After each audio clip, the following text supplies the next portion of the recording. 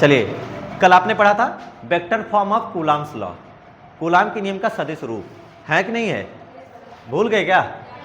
तो F equal to formula वही है, कुछ बदला नहीं है, K Q1 Q2 upon R square, साथ में जुड़ जाता है R कैप, बस इतनी चीज, यही इतना जुड़ गया, हो गया सदिश। और यहां पर लगा दीजिए वेक्टर, समझे?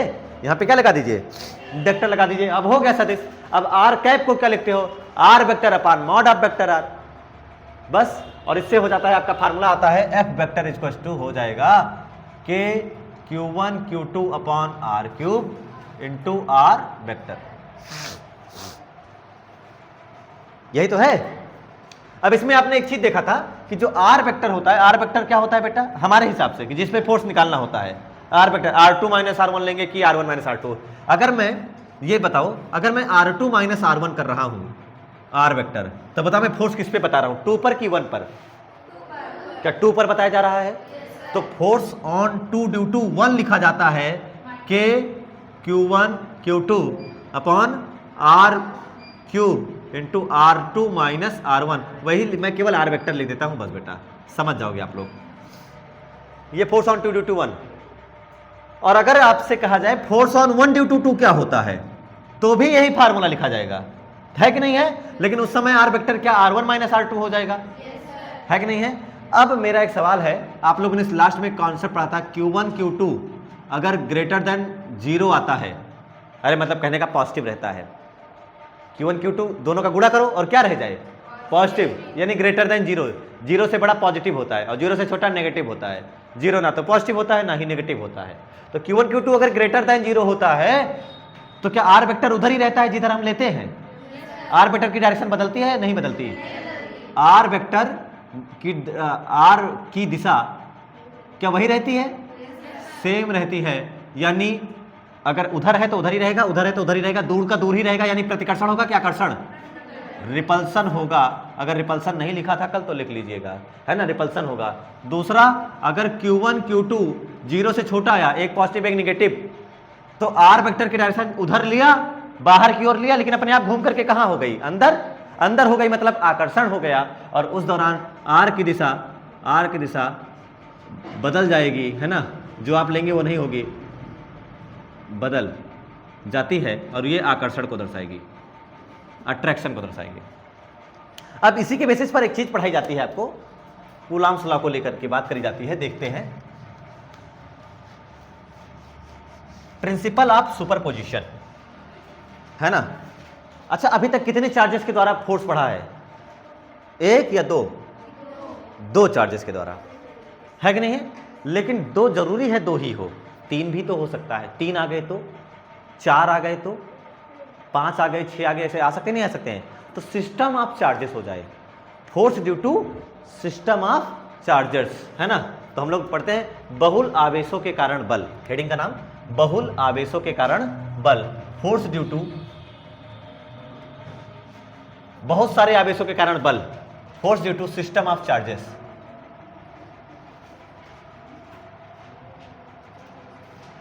बहुल आवेशों के कारण बल, force due to system of charges.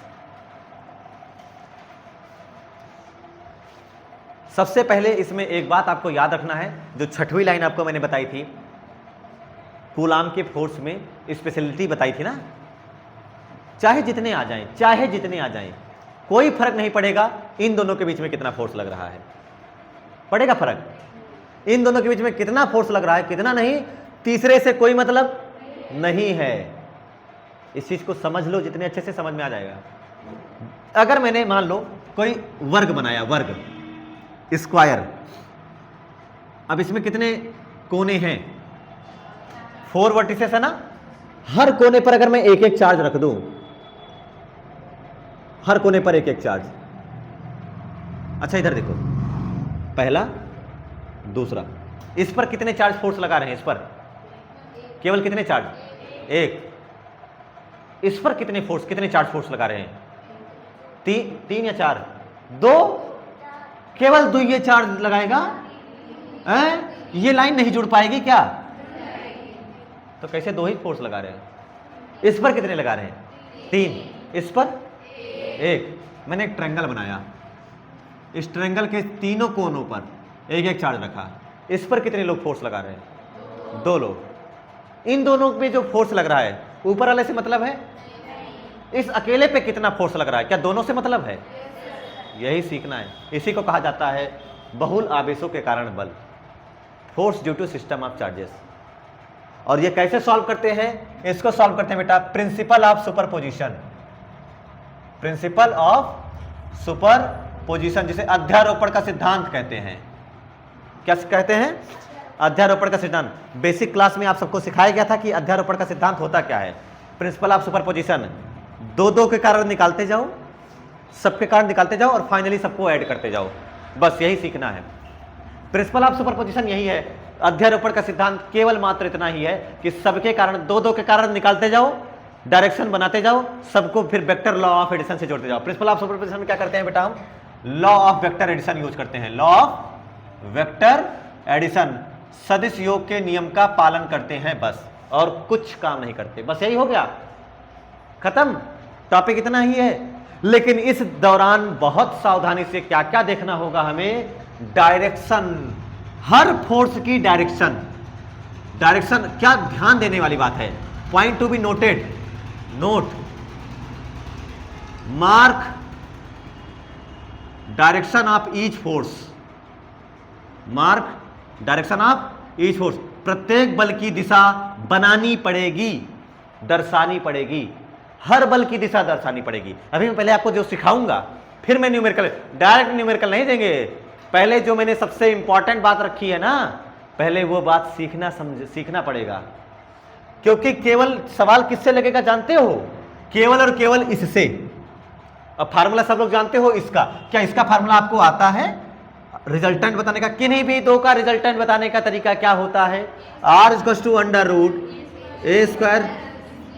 ऐसे नहीं पढ़ाऊंगा, जिनको फार्मूला याद है उनको तो याद है। मैं दो सदिश को जोड़ने का तरीका सिखाता हूं, जिसे सदिश योग का नियम कहते हैं। क्या सबको a + b का होल स्क्वायर पता है? और साइन थीटा कॉस थीटा जानते हो? √36 की वैल्यू क्या होती है? √36, 6 ना। तीनों चीजें जानते हो? a² + b² + 2ab, ये किसका फार्मूला है?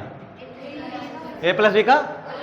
वही मैंने किया है। Sine theta cos theta tan theta भी जानते हो, तो मैंने लिख दिया कॉस थीटा इसके साथ केवल, तो इसमें स्क्वायर नहीं था तो मैंने इसको कॉस थीटा दिया। और मैंने लगा दिया सब स्क्वायर है। यहां भी देखो घाते स्क्वायर है ना, तो यहां भी स्क्वायर होता है, लेकिन वो इधर आकर के किस में बदल जाता है?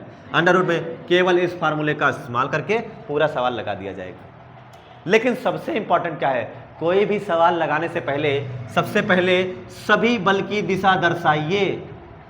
नंबर 1 पॉइंट और नंबर लास्ट पॉइंट, सभी बल की दिशा दर्शाइए। आइए सीखते हैं सभी बल की दिशा। चलो इधर देखो, शुरुआत करते हैं 0 से। सब जानते हो ना इधर वाला?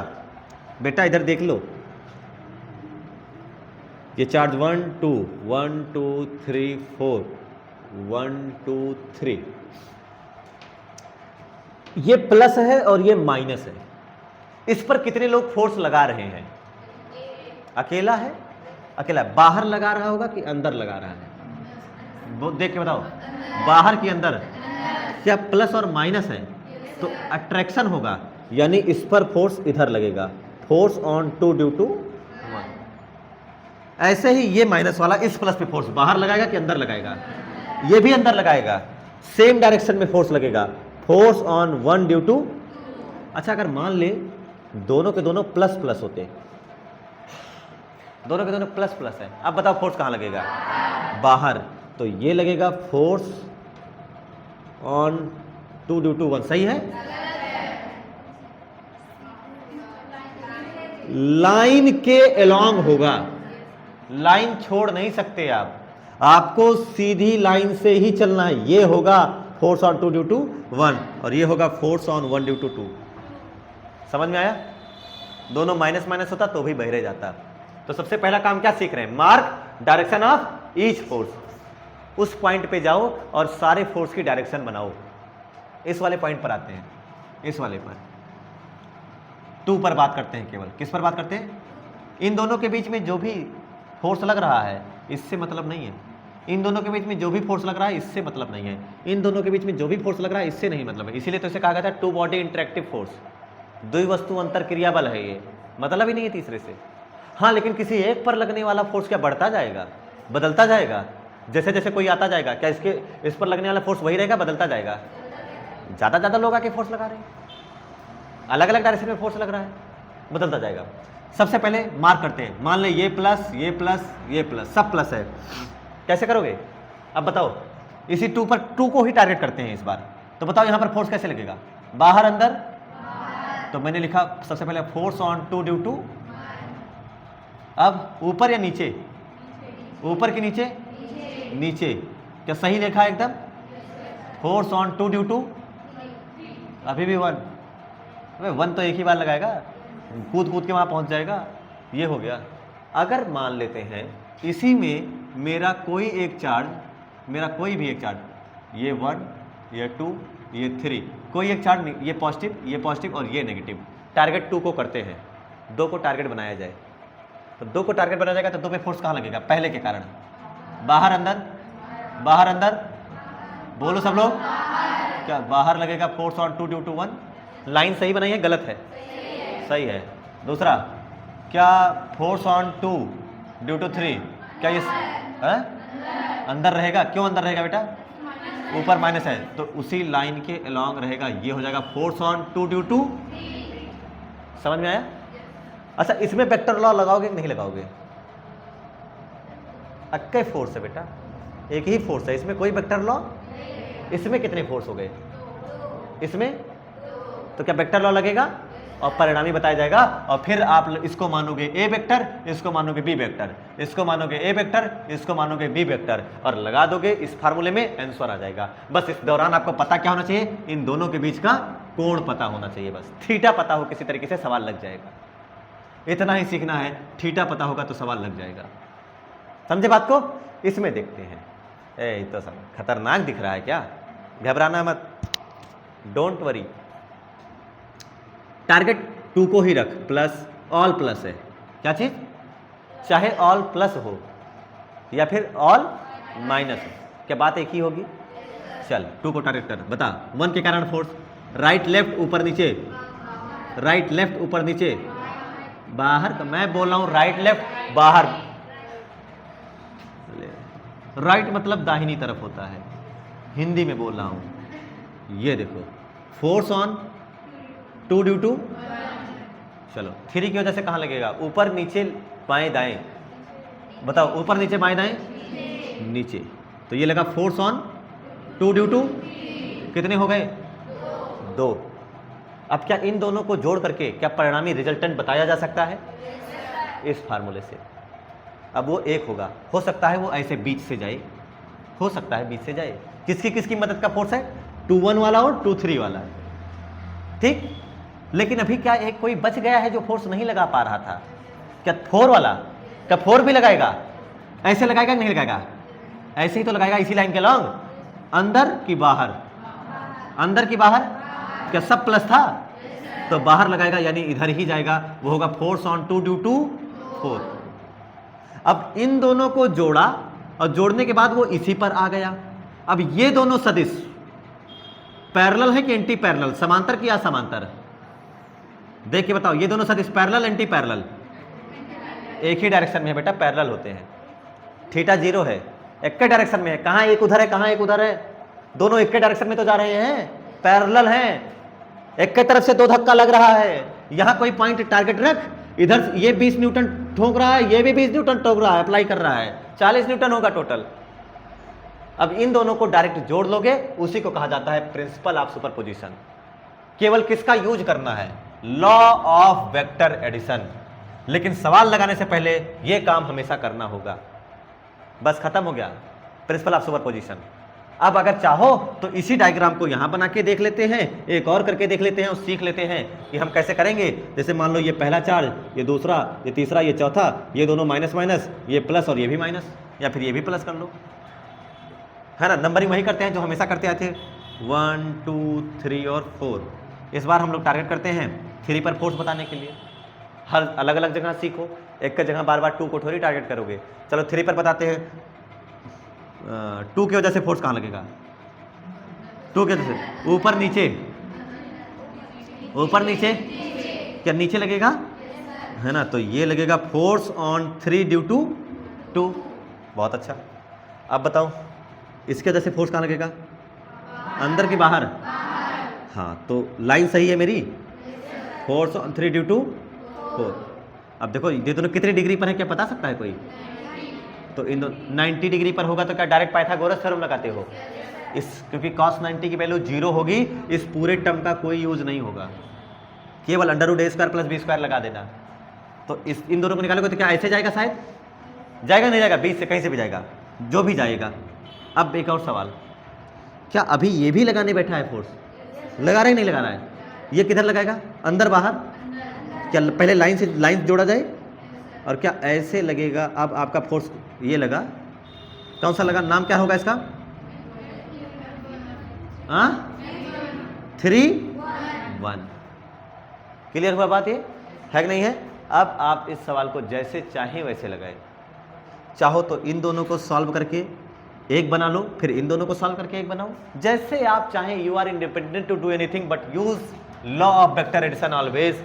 हमेशा आपको इसका प्रयोग करना है और हमेशा ये करना है।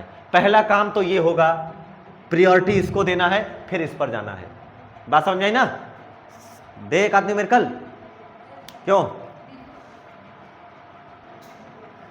चलिए देखिए आपके सामने पेश है न्यूमेरिकल 1। न्यूमेरिकल 1 ये कहता है कि मान लो आपके पास कोई ट्रायंगल है, त्रिभुज, कोई ट्रायंगल है त्रिभुज, और इस त्रिभुज जिसकी प्रत्येक भुजा है a, प्रत्येक भुजा है, each side of the triangle is a। इसका मतलब कैसा त्रिभुज है ये, समबाहु समद्विबाहु, इक्विलेटरल है, अरे सब ए ए है। अब आप चाहें, वेरी गुड, समबाहु है ना, सबकी साइड क्या है, ए ए ए, और हर वर्टिसेस पे इसके प्रत्येक कोने पर +q और +q चार्ज रखा है। अब आपके लिए सवाल कैसा भी हो सकता है, q की वैल्यू कुछ भी दे सकता है, अलग अलग वैल्यू दे सकता है ना, q1 q2 q3 की वैल्यू अलग अलग दे सकता है, और a की वैल्यू अलग अलग कुछ भी दे सकते हैं। वो सवाल लगवाने के लिए कुछ भी कर सकते हैं, लेकिन हम लोग ने क्या किया, सब एक जैसा मान लिया है और एक स्टैंडर्ड क्वेश्चन लगाने की कोशिश करेंगे, है ना, एक स्टैंडर्ड वे में। तो अभी हमें एक चीज यहां पर क्लियर है, एकदम इजीली दिख रहा है कि सब प्रत्येक कोने पर q चार्ज रखा है और सबके बीच की दूरी क्या है, a a। अब मुझे बताना किसी एक पर लगने वाला नेट फोर्स, जैसे मान लो मैंने पॉइंट लिखा a b और c, मैंने कहा b पर रखे चार्ज पर लगने वाला कुल बल बताना है। Find the force that is placed at b। Net force क्या बताना है, एफ नेट बताना है। एफ नेट किसके ऊपर, F net on B, B पर लगने वाला कुल बल की गणना कीजिए। कितने चार्ज हैं, तो क्या लगाओगे, डायरेक्ट लगाओगे या सुपरपोजिशन लगेगा, डायरेक्ट लग जाएगा, लगाना पड़ेगा ना सुपरपोजिशन, पहले इसके कारण देखो, और क्या डायरेक्ट लगाओगे या पहले डायरेक्शन बताओगे, पहले ही मार्क किया था आपने, नोट लिखा था, नोट में क्या लिखा था, mark the direction of the force, all the forces, सारे फोर्सेस की सबसे पहले क्या बनाइए। चलो भाई, इस बी पर सी वाला जो फोर्स लगाएगा, ऊपर लगाएगा कि नीचे लगाएगा, हाँ, क्या ये होगी आपकी direction, force on B due to, सही है।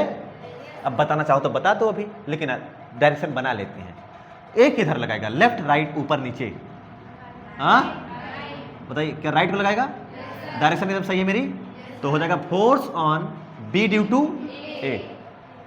क्लियर है सबको, डायरेक्शन पता। अब बाकी तुम वैसे ही सॉल्व करो जैसे सॉल्व करते थे, के q1 q2 अपान r², कुछ दिमाग लगाने की जरूरत नहीं है। चलो ध्यान से देखो, force on B due to C बराबर के, जानते हो सब लोग q1 कितना है, q1 कितना है, b और c ना देख रहे हो, क्या लिखा है आपने, b और c, तो b और c ही देखना केवल। q1 कितना है, q2 कितना है, अपॉन r कितना है, दोनों के बीच का डिस्टेंस a, तो a², तो आपके पास कितना हो जाएगा बेटा, k q² अपॉन a²। Force on b due to, तो कर लिया, और क्या, अब force on b due to k वही रहेगा, q1 कितना, q2 कितना, अपॉन r कितना, a², तो क्या के क्यू स्क्वायर अपॉन ए स्क्वायर, अरे दोनों का तो परिमाण समान आया, मैग्नीट्यूड तो सेम है। मैग्नीट्यूड सेम इसलिए आया क्योंकि कुछ बदला ही नहीं है, देख लो सब ए सेम है, क्यू क्यू सेम है, इसलिए परिमाण दोनों का क्या आया, समान है। क्या दोनों एक के डायरेक्शन में, अलग अलग, एक ही डायरेक्शन में है, हैं? अरे बेटा वो ऊपर है, ये इधर है, डायरेक्शन अलग अलग है, वेक्टर है ये, दोनों अलग अलग डायरेक्शन में, देखो ऐसे है कुछ, तो रिजल्टेंट कुछ ऐसे जाएगा। कितना डिग्री है इनके बीच में, सोच के बताओ कितना डिग्री कोण है बेटा? क्या ये समबाहु त्रिभुज है ना, तो सब कितना डिग्री होगा, 60 और 60। क्या ये वर्टिकली अपोजिट शीर्षाभिमुख कोण है, तो ये भी 60। क्या दो सदिश काम कर रहे हैं, दो बल, पहला बल और दूसरा बल, कितने डिग्री पर एक दूसरे से, बी पर 60 डिग्री पर काम कर रहे हैं, तो रिजल्टेंट बताना है। तो मैं रिजल्टेंट क्या बताऊंगा बेटा, तो एफ नेट जो भी बताया जाएगा under root A square plus B square plus 2ab cos theta, formula पता है सबको? तो ए स्क्वायर, इसको मान ले ए और इसको मान ले बी, लेकिन एक सेकंड, क्या दोनों सेम है कि अलग अलग है? जो ए है वही बी है, यानी ध्यान से देखना, एफ बी सी बराबर है एफ बी ए, बराबर में मान लेता हूं एफ नॉट के। अरे बराबर क्या है, क्या दोनों के क्यू स्क्वायर अपॉन ए स्क्वायर ही तो है, बराबर में मान लेता हूं बेटा एफ नॉट के, ताकि मेरे लिए लिखना आसान हो जाए। अब बताओ, under root A square plus B square plus 2ab cos theta, theta कितनी डिग्री है, 60 डिग्री। अब बताओ अंडर रूट ए कितना है, एफ नॉट, ए कितना माना मैंने, अरे एक ए मान लिया, एक बी मान लिया, तो ए वो सब एक चीज है, तो एफ नॉट का स्क्वायर प्लस एफ नॉट का square plus 2 into A B, F naught into F naught, cos 60 की वैल्यू 1/2, पता होगा आप लोगों को, 2 से 2 चला गया, under root F naught square plus F naught into F not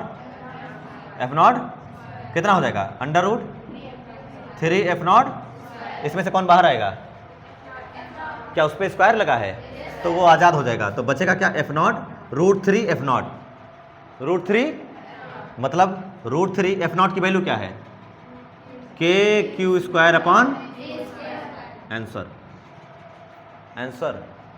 20 से जाएगा क्योंकि मैग्नीट्यूड एकदम सेम है, एफ नेट। ये था आपका क्वेश्चन 1, कितनी आसानी से लग गया।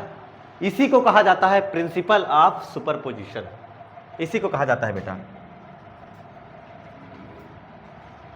उतार, चलिए सुपरपोजिशन के बेसिस पर न्यूमेरिकल नंबर 2 लगा के देखा जाए। इससे पहले त्रिभुज लिया था ना, अब चतुर्भुज लेते हैं, एक क्वाड्रिलेटरल और एक स्क्वायर लेते हैं। क्वाड्रिलेटरल में स्क्वायर, मान लो आपके पास कोई ए भुजा का वर्ग है, ए भुजा का, थोड़ा बड़ा बनाएं ताकि आसान रहेगा, है ना, ये छोटा सा नहीं बनाएंगे, अपने पास कमी थोड़ी है जगह की। ये आपके पास कोई ए बी सी डी वर्ग है, ए बी सी और डी, क्लियर है? प्रत्येक कोने पर जिसकी भुजा है ए, प्रत्येक भुजा कितनी है, ऑल स्क्वायर है, वर्ग है, तो चारों भुजा बराबर होगी। अब भुजा ए है, अब इसके हर कोने पर एक चार्ज रखा है, हर कोने पर, और वो चार्ज रखा है बेटा प्लस क्यू। चार्ज कितना है, चार्ज ऑन ईच कॉर्नर, प्रत्येक कोने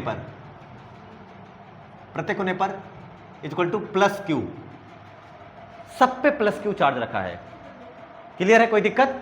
और सबके बीच की दूरी कितनी है, ए। अब आपको बताना है find net force F net at C, C पर लगने वाला कुल बल बताना है।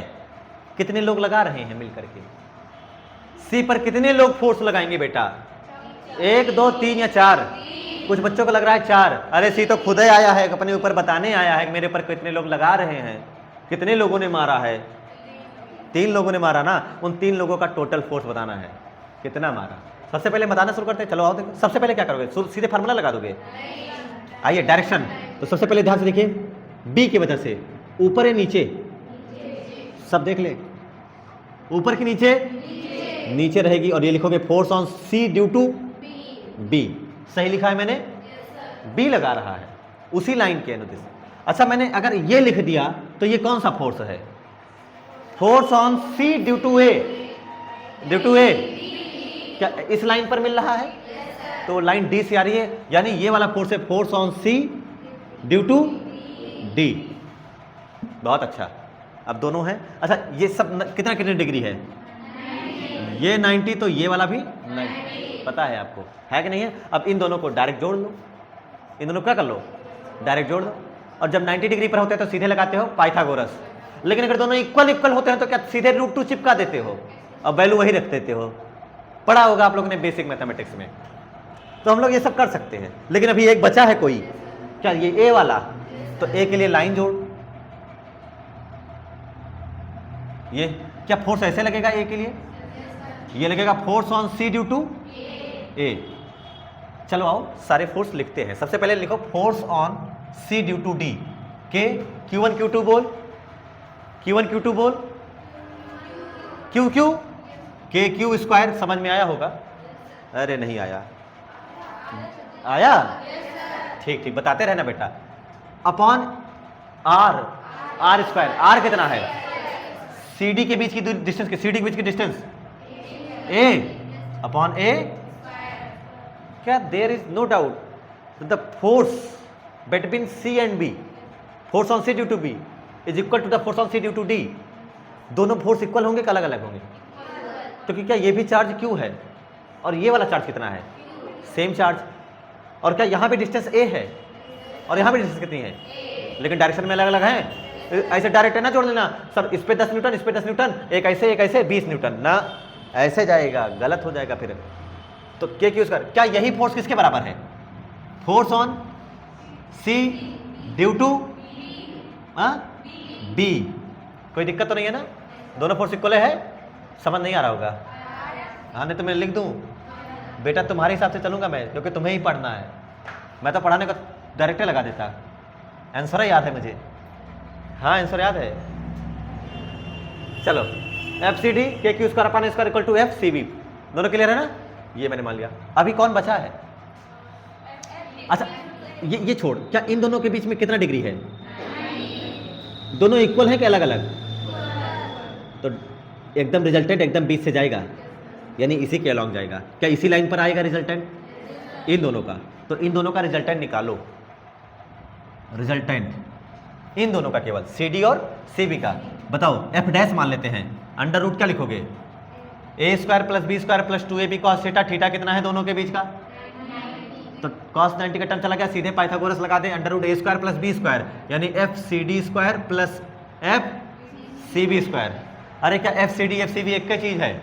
बराबर अगर मैं F0 मान लूँ, अगर मैं मान लूँ तो क्या लिखोगे सब लोग? F0 square plus F0 square कितना हो जाएगा? हाँ 2F0 स्क्वायर। बाहर कौन आएगा? F0 बाहर आएगा और बचा रह जाएगा अंदर √2 F0, यानी आपका जो F डैश आया वो आया √2। F की वैल्यू, F0 की वैल्यू क्या है? के क्यू स्क्वायर अपॉन ये है। लेकिन ये तो F डैश आया ना, ये चीज आई। अभी तुम्हें क्या आ गया टोटल? अब तक कितने को जोड़ा तुमने? केवल 2 को। क्या तीसरा भी बैठा है? चल तीसरा बता। Force on C due to क्या लिखोगे? K Q square upon A square. यहां से यहां तक की डिस्टेंस A है, यहां से यहां तक की डिस्टेंस A है। क्या यहां से यहां तक की डिस्टेंस, क्या ये वर्ग का विकर्ण है, डायगोनल है? तो क्या ये √2a होगी? वर्ग का विकर्ण होता है √2a, समझे? जब आप लोगों को बेसिक मैथमेटिक्स पढ़ाया गया था तो उसमें ये सब बताया गया था। बार बार मैं बताता हूं ये सब चीज। तो नीचे डिस्टेंस का स्क्वायर की जगह पे क्या लिखूंगा? √2a का होल स्क्वायर। अब तुम्हारे पास क्या बचेगा? अरे क्या बचेगा बेटा? के क्यू स्क्वायर अपॉन √2 का स्क्वायर करेगा तो क्या आएगा? 2 ही आएगा, और साथ में क्या हो जाएगा? A square. अब बताना है आपको F नेट कैसे करोगे? F नेट बताने के लिए क्या करोगे बेटा? अब अगर आप ध्यान से देखिए तो क्या जिधर है F डैश, जिधर कौन है?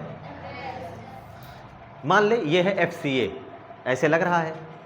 और जो तूने इन दोनों का रिजल्टेंट निकाला वो क्या है तुम्हारा? F dash. क्या F डैश भी ऐसे ही लग रहा है? क्या दोनों एक ही डायरेक्शन में, अलग अलग डायरेक्शन में? पैरेलल की एंटी पैरेलल? समांतर है। डायरेक्ट जुड़ेंगे डायरेक्ट घटेंगे? डायरेक्ट जुड़ेंगे कि डायरेक्ट घटेंगे? अरे क्या दोनों एक ही तरफ तीर लग रही है? एक ही को लगेगी, एक ही इंसान मरेगा, उसके ऊपर कुल टोटल जुड़ जुड़ के लगेगा। इसका मतलब है ये दोनों डायरेक्ट जोड़ लिए जाएंगे, तो जो एफ नेट होगा वो लिखोगे तुम F dash plus F C A. सोच अगर ये ऐसे होता और ये ऐसे होता तो क्या डायरेक्ट घट जाते? घट जाते। तो ये समझ में आया हमको। बस अब कुछ करना ही नहीं रह गया, सीधे क्या लिखें, ये वाला फोर्स प्लस ये वाला फोर्स डायरेक्ट जोड़ लिया जाए। क्या लिखोगे सब लोग? √2 के क्यू स्क्वायर अपॉन ए स्क्वायर प्लस एफ सी ए कितना है? के Q square upon 2a square. कुछ कॉमन दिख रहा होगा आप लोगों को? क्या कॉमन दिख रहा है सबको? के क्यू स्क्वायर अपॉन ए स्क्वायर। तो जो एफ नेट आ रहा है आपका के क्यू स्क्वायर अपॉन ए स्क्वायर, अंदर क्या बचा? √2 प्लस 1 अपॉन 2। ये आएगा आंसर। एग्जाम में पूछा गया क्वेश्चन। तो मुझे सेंटर पे नेट फोर्स बताना है। सबसे पहले हम क्या करेंगे? क्या सबके वजह से लिखना शुरू करेंगे? सवाल डायरेक्टली थोड़ी लगाओगे, सबके वजह से लिखोगे ना। चलो लिखते हैं भाई। ऊपर एक की वजह से किधर फोर्स लगेगा? ऊपर नीचे। एक वजह से ऊपर नीचे प्लस है, ऊपर नीचे ये प्लस है,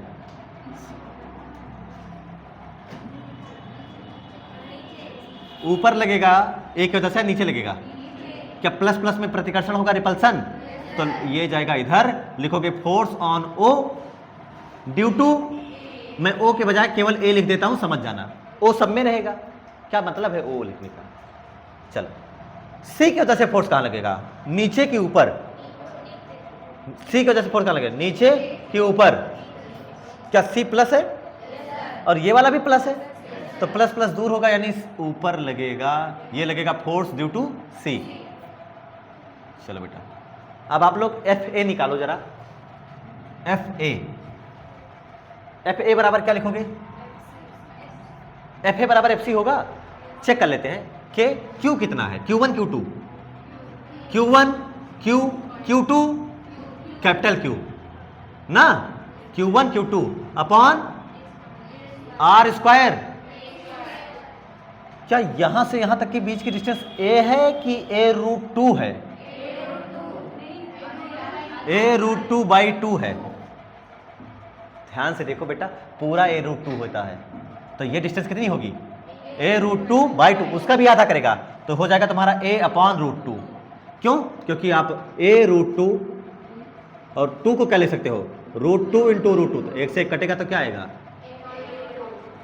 तो यहां पर आर स्क्वायर के बजाय लिखूंगा मैं a/√2 का स्क्वायर। मतलब क्या हो जाएगा? के क्यू अपॉन ए स्क्वायर। और √2 का स्क्वायर करोगे तो क्या लिखोगे? अब वो 2 चला जाएगा ऊपर तो हो जाएगा यहां। क्या यही एफ सी भी होगा कि अलग होगा? क्यों सेम होगा? एफ सी यही होगा कि अलग होगा? क्यों? क्योंकि सर क्यू यहां है और कैपिटल क्यू यहां है तो गुणा वही रहेगा। और डिस्टेंस कितनी है दोनों के बीच की? a/, तो वही तो डिस्टेंस है। यानी यही चीज किसके बराबर है? क्या यही चीज एफ सी है? लेकिन हाँ, एफ ए और एफ सी परिमाण में बराबर। F A and F C are equal in magnitude. परिमाण में क्या है? बराबर है। इक्वल इन मैग्नीट्यूड, परिमाण में बराबर है। लेकिन दिशा में बताओ, डायरेक्शन बताओ। उल्टे हैं, किसी एंगल पे हैं, कितने डिग्री पर हैं? 180 डिग्री पर, 180 डिग्री पर। समांतर सदिश है कि असमांतर? Parallel anti parallel? Anti parallel ना। एक इधर खींच रहा है और एक उधर खींच रहा है। नेट फोर्स कितना होगा? अरे कोई 10 न्यूटन उधर लगा रहा है, कोई 10 न्यूटन उधर लगा रहा है। नेट कितना हो जाएगा? तो इन दोनों का रिजल्टेंट कितना हो जाएगा? है ना। बट दोनों डायरेक्शन में कैसे हैं? Opposite. But opposite in direction, opposite in direction. इसका मतलब है जो एफ नेट होगा इन दोनों के जैसे, जो एफ नेट होगा वो हो जाएगा 0। इन दोनों का जैसे तो 0 आया। क्या ऐसे ही सिमिलरली क्या बी और डी की वजह से भी 0 आ जाएगा? सिमिलरली